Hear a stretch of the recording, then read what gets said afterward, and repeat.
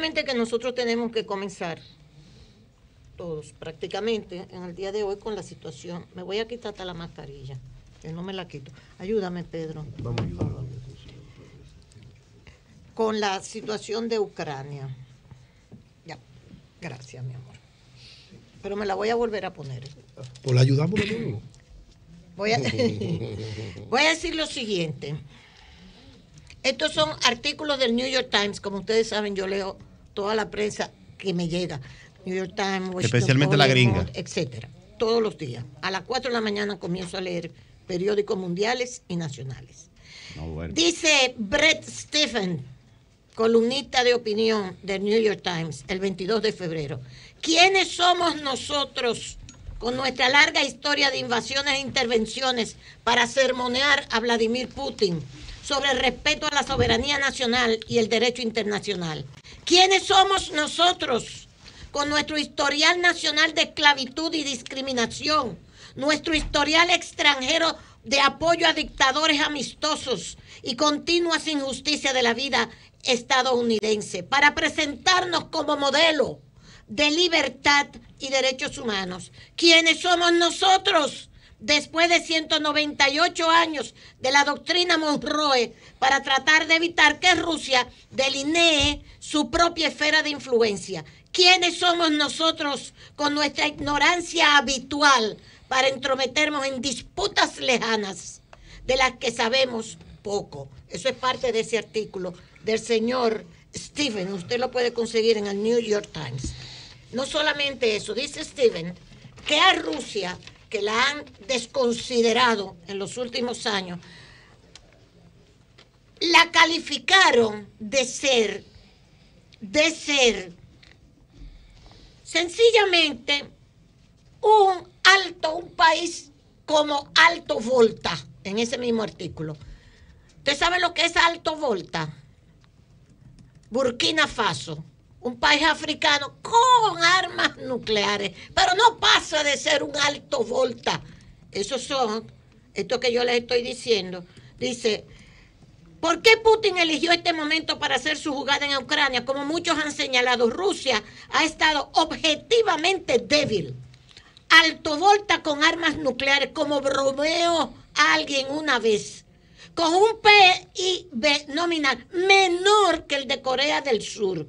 Fuera de la energía nuclear, los militares y el equipo militar de segunda categoría no produce casi nada de lo que quieren los forasteros. No hay ningún iPhone ruso, Lexus o Fauda. El problema de Putin con Ucrania comenzó con el levantamiento de Maidán en el 2014, que los ucranianos no quieren tener nada que ver con él. Si fuera un personaje de Disney, sería la madre de Rapunzel. Es cierto que los ucranianos, con una historia conflictiva con Rusia, por las cuestiones de Stalin y la gran hambruna que lo sometió a Stalin, todo eso es parte de la historia, que murieron millones de ucranianos, prefieren la Unión Europea, no la OTAN, a la Unión Europea antes que a Rusia, los ucranianos. Eso es una realidad. Pero hay dos lugares que ya son rusos, nacidos ahí, que son los lugares que ahora Putin invadió. Esos dos lugares, ahora los invadió, es cierto. Ahora, dice otro articulista con respecto a todo esto. En los últimos años, la mayor parte de la culpa se puede señalar a las acciones que ha tomado Putin. Pero en los primeros años, tengo que decir que Estados Unidos merece gran parte de la culpa. Nuestra primera acción que realmente nos puso en una mala dirección fue cuando la OTAN comenzó a expandirse, incorporando naciones de Europa del Este, algunas de ellas fronterizas con Rusia. Ese es otro artículo que dice, esta es la guerra de Putin, pero Estados Unidos y la OTAN no son espectadores inocentes. Este es el señor Friedman. También lo puede conseguir en el New York Times. No solamente esto, otro de los artículos, el consejo editorial del New York Times dice, reconocer a los separatistas en las repúblicas populares de Donetsk y Luhansk no equivale a esta invasión que Biden, la invasión, la invasión, el día entero, toda la prensa occidental, la invasión de Putin a Ucrania. No equivale, dice este articulista, el consejo editorial del New York Times. Reconocer a los separatistas en las repúblicas populares de Donetsk y Luhansk no equivale a esta invasión. Los separatistas controlan solo zonas parciales de las provincias que reclaman y sus enclaves han estado bajo el control efectivo de Rusia desde que estalló el conflicto de baja intensidad en el 2014, que se hicieron los acuerdos de Minsk de no seguir esta guerra dentro de Ucrania. Acuerdo, pero también habían los acuerdos que se habían hecho de que no se podía seguir la OTAN creciendo para acercar a Rusia, que es lo que Biden quiere. Porque no, esto no tiene que ver con Ucrania, es los Estados Unidos, Biden, y son los demócratas. Señores, la gran sorpresa, ahora es que se va a armar un lío. Trump está apoyando a Putin. Trump está apoyando a Putin y califica de brillante. Lo pueden conseguir en la prensa. Así fue, una jugada maestra, dice él, el ajedrez. Una jugada maestra político de Putin. Trump califica de brillante la decisión de Putin de reconocer Donetsk y Lugansk y dice que Estados Unidos podría aplicar eso en la frontera con México. Dice, yo traté a Putin, un tipo duro, en un país desbaratado, con armas nucleares, es verdad. Pero Putin estaba tranquilo, no tenía nada que... No, pero Biden tiene un problema. El problema de Biden son las elecciones de noviembre, que está en el suelo su popularidad y tiene que hacer una guerra que le va a ser igualito que Afganistán. Dice otro artículo del New York Times. Pero hay un problema, doña Consuelo. Dígame. Esas acciones estadounidenses están siempre, ahora mismo hay una guerra mediática, siempre que hay un conflicto como este hay una guerra mediática de altísima intensidad, que la mayoría de la gente ni se va a enterar nunca de cómo se mueve este tipo de ahora mismo que llamaron repitiendo todas las cosas. Ni entre los comunicadores habrá conciencia plena de lo que está pasando. Es una guerra mediática de desinformación. Entonces, lo que ocurrió anteriormente con las invasiones de Estados Unidos y la ocupación en Afganistán, en Irak, lo que pasó, por ejemplo, en Siria recientemente, ya no es tan fácil como en otros tiempos donde grandes cadenas tenían el control de la información. Ahora se ha hecho más diverso la batalla de la información. China está en el medio, tiene muchas agencias, los árabes también, los mismos rusos han desarrollado varias agencias. Entonces, crear las condiciones mediáticas que creaba Estados Unidos anteriormente va a ser más difícil. Y lo necesitan para poder generar el conflicto. Pero Occidente está convencido con la política de Biden. Toda la prensa, absolutamente toda la prensa occidental, los chinos fueron ahora mismo también otra vez moderados. Pónganse de acuerdo. No, pero mire lo que le dicen los chinos en la rueda de prensa que dan. Viene y le pregunta. Y lo que dice es la Hu Chunchin, que está la vocera de los chinos. Le preguntan sobre la invasión a Ucrania y dice, ya, pero ¿cuál invasión? ¿Por qué tú me vienes con esos términos? Exacto. Es un país que se está defendiendo. Exactamente. Y hay una zona que tiene tal y tal situación. Entonces China paró, esta madrugada China paró y fijó posición. Sí. De alguna manera.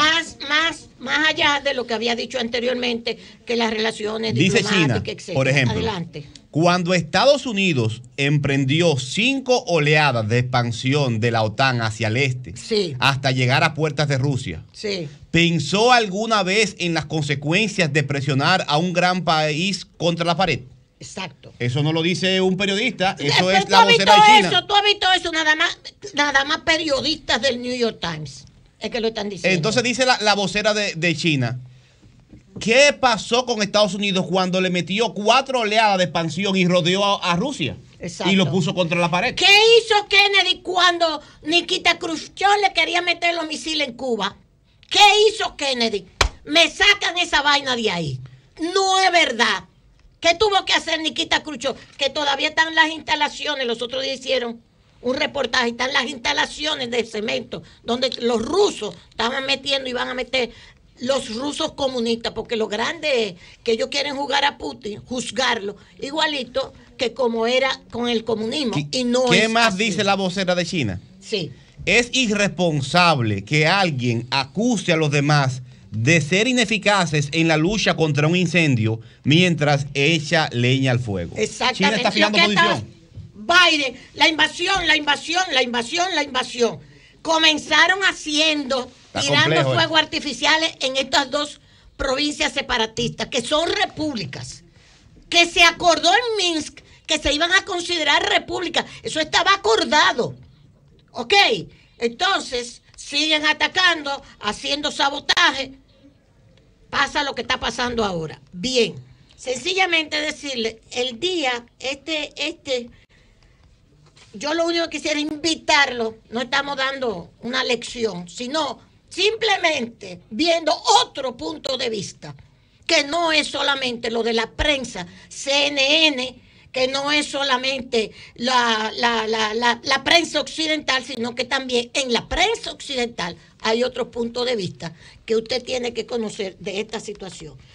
Finalmente, dice uno de los trabajos que se han hecho, que qué le interesa al público norteamericano, qué le interesa. Este es el periódico Público Español, en un artículo que hizo el 29 de febrero. ¿Qué le interesa al público norteamericano? Ucrania.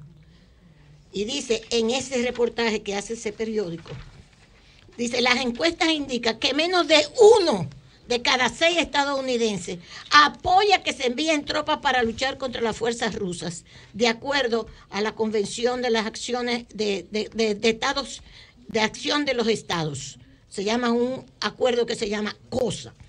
Biden, que según un nuevo sondeo de la Associated Press, cuenta con un índice de aprobación del 43%, necesita que los votantes estén de su lado y apoyen a su partido en las elecciones legislativas de este noviembre. ¿Ok? Lo único que le estamos dando, finalmente, es una visión también de otra parte. Otra visión. Usted juzga y elige la que usted quiera. A mí no me cogen más de pendeja los norteamericanos. Bien, esa es una. Y segundo, señores, mataron a un periodista en las protestas de Haití. Dispararon a una multitud desde un vehículo que se cree que estaban policías. Mataron a un periodista haitiano. Hay 2 más periodistas que estaban cubriendo las protestas de los trabajadores pidiendo aumento de sueldo.